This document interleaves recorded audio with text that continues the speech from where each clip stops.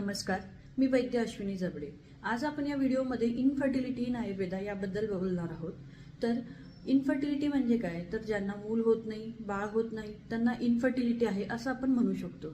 तर त्याचे मेन 4 कारण आहेत। तर पिरियड्स रेग्युलर आहेत की इरेग्युलर आहेत। रेग्युलर आहेत तर त्याचं दुसरं काय कारण असू शकतं। इरेग्युलर असेल तर त्यामध्ये थायरॉइड आहे का, ओबेसिटी आहे का, हार्मोनल इम्बॅलन्स आहे का किंवा स्ट्रेस आहे का, हे रूल आउट करणं गरजेचं आहे।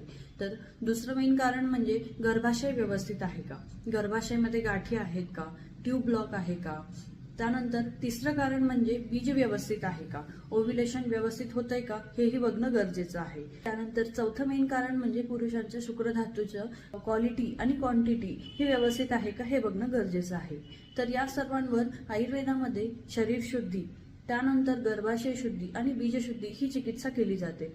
जर यानेही फरक पडला नाही किंवा यानेही नॅचरली प्रेग्नन्सी राहिली नाही तर आपण बाकीच्या गोष्टींचा विचार करू शकतो। बरेच लोक यासाठी हार्मोनल थेरपी घेतात। तर मला असं वाटतं, हार्मोन हा आपल्या शरीरातील महत्त्वाचा घटक आहे। तर तो शरीरामध्ये नॉर्मल किंवा नॅचरली सिक्रेट होणं गरजेचं आहे। जर तो नॅचरली सिक्रेट झाला तर प्रेग्नन्सी ही नॅचरली राहते। त्या रिलेटेड तुम्हाला काही प्रॉब्लेम असेल तर नक्की व्हिजिट करा जबडे आयुर्वेदान पंचकर्म चिकित्सालय, शिवाजी सोसायटी, उदगीर येथे।